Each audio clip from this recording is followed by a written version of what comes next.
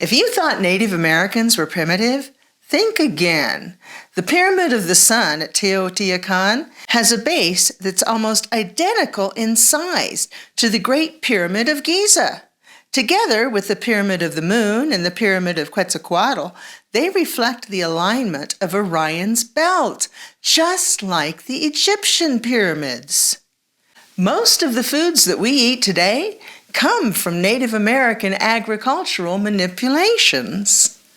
Potatoes, squash, tomatoes, pumpkins, avocados, papaya, beans, chocolate, peanuts, peppers, pineapple, sweet potatoes, sunflowers, and of course, corn were all given to us by the indigenous peoples of the Americas. And you may have heard about the three sisters, how they grew corn, beans, and squash together as they complement each other in many ways, leading to greater yields.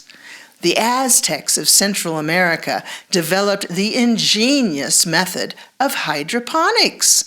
They built rafts of reeds, stalks, and tough roots, and they lashed them together and loaded them with sediment from the shallow lake bottom. Because the sediment came from the lake bottom, it was rich in a variety of organic compounds, which nourished the growing plants. They had abundant crops of vegetables, flowers, and even trees on these floating rafts. The roots of the plants grew through the floor, allowing a constant water source and root oxygenation.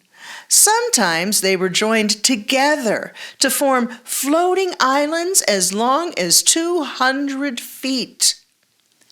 Cahokia was a city that at its peak from AD 1050 to 1200 was larger than many European cities, including London. It was located across the Mississippi River from modern-day St. Louis and was the largest pre-Columbian city north of Mexico. They were sophisticated copper workers.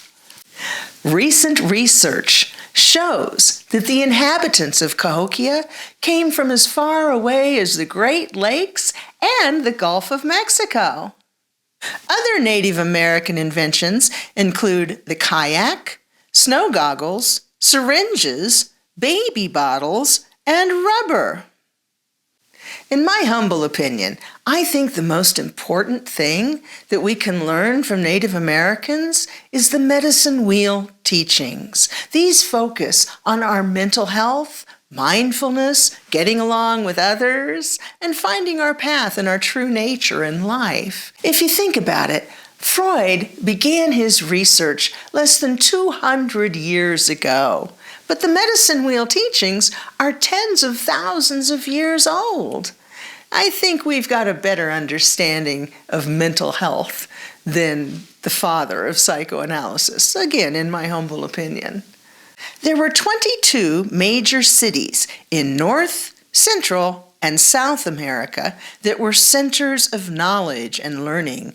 These were similar to the ancient city of Alexandria with its great library. Unlike cities of similar size in Europe, like London, our cities were not polluted. We learned to live with nature. This knowledge is integral. People who don't learn to live with nature make things much more difficult than they need to be. We kept the streams, lakes, and rivers pristine. You could drink from any water source in this country, and we'd been here for tens of thousands of years. The colonizers came over, and in less than 500 years, everything's polluted. You can't safely drink from any water source anymore. People on the path to enlightenment and wisdom would travel to these 22 different power spots to learn with the masters. These students were called twisted hairs. They wove all knowledge that sang to their heart into their belief system. So many things that we're just discovering today were known by the masters centuries ago. They used different words to explain the concepts, but the ideas were the same.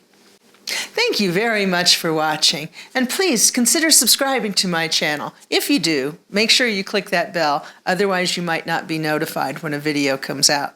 Thanks again.